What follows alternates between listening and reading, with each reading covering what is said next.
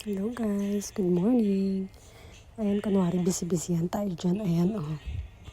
Kunwari naglilinis-linis si Inday. Wala kasi magawa.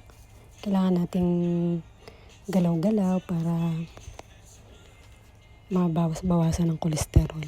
Tumaba na nga ako. Ilang araw na ako nakatambay dito sa bahay. Kaya ayan, kunwari lang galaw-galaw ng konti.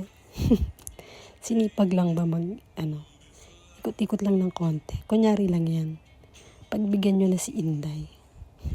'Di ba? Tinatamad-tamad na nga akong dyan eh. Kasi kakakain ko lang. Kaya nagpapababalang kunyari ng kinain. Ayan. Tapos mamaya uupo na naman yan. Kain tulog. Wala kasing trabaho. 'Di ba? Himang-hima. Nakakatamad naman kasi lumabas ng bahay. Paano? Ang init-init sa labas. Sobrang init, guys. Ayan. Kaya kunwari, di ba, nag-ikot-ikot. Pero isang pwesto lang naman. Diyan lang siya. Hindi umiikot, di ba? Ang hirap kaya mag-vlog. Hello, try ko lang naman, di ba? Ayan.